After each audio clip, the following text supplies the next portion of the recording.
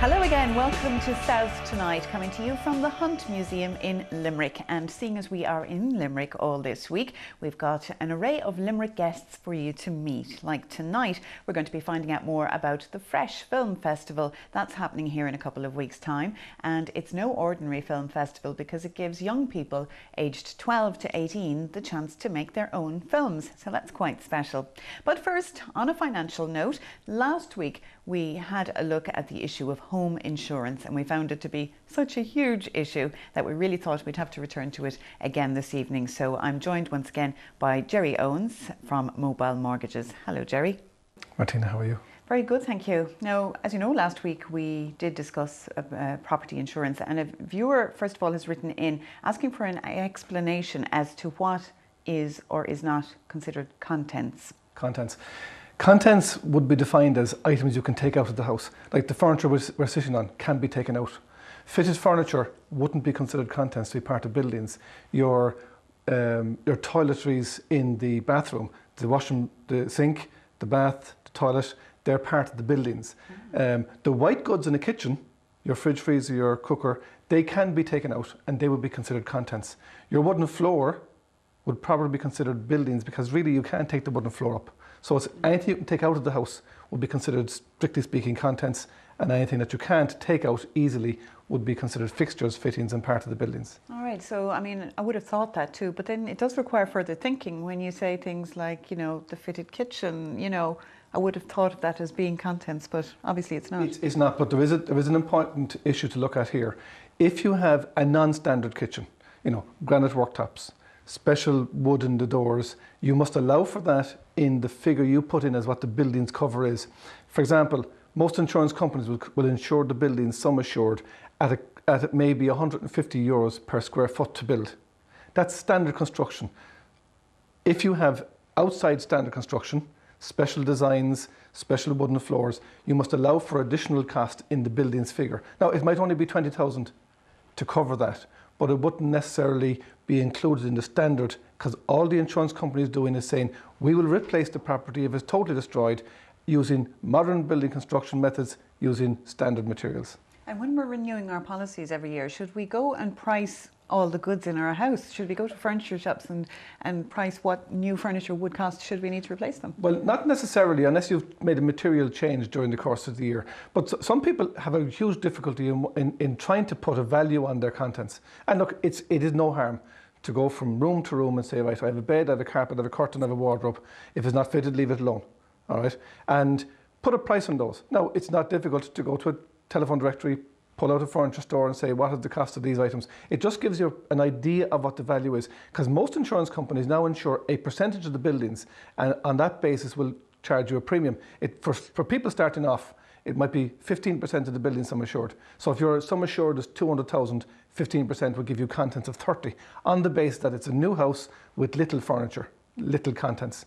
But then if you're somebody who's maybe 45 years of age, has reared a family of 4 or 5 people, now they are going to have maybe 20 years of accumulations of contents, dining room suites, sitting room suites, TVs, videos, you name it, they have it in the house. All right. And therefore they may need to take that into consideration. What about clothes? Because that's something you can take away with you, but I don't know, do we put those in our policies? They would be covered under the generality of a percentage of your building sum assured. So if you have a house that's worth again 200,000, you may at a certain age in your life say, well, I need to increase my contents figure in that figure to 35%, which would be 70,000.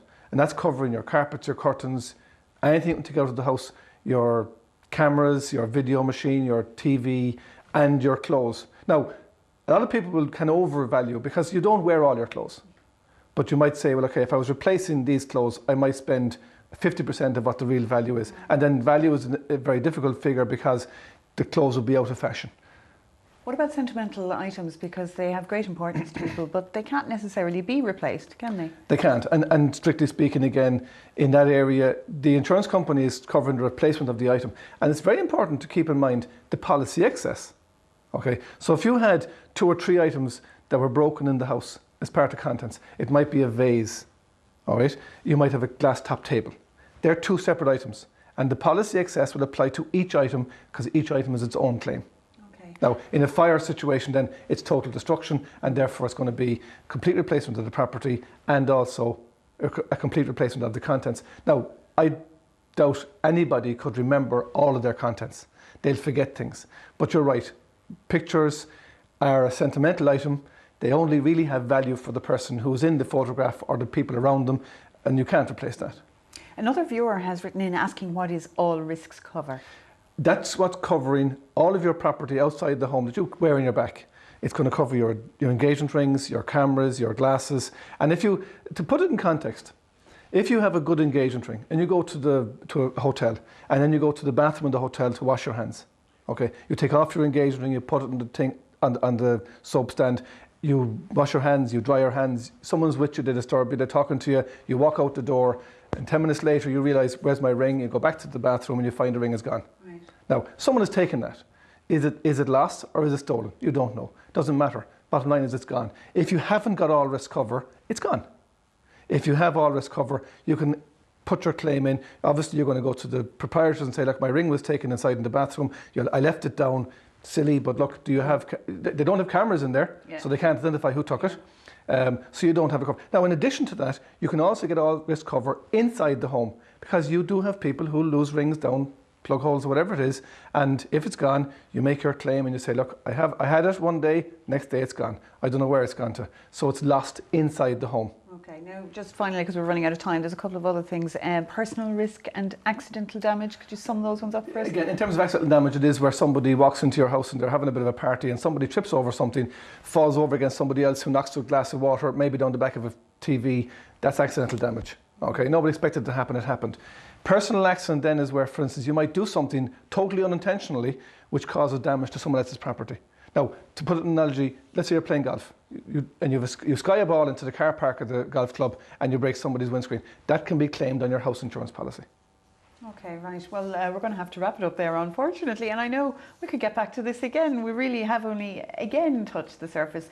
But thank you very much, Gerry. No problem. And after months of financial issues here now on South Tonight, we're going to rest it for a while. I'm sure we'll return to it, though, again, at some stage, and maybe pick up on home insurance once again. Huge, huge issue. But we hope that we've been a bit of help in relation to taxes and mortgage issues and all that.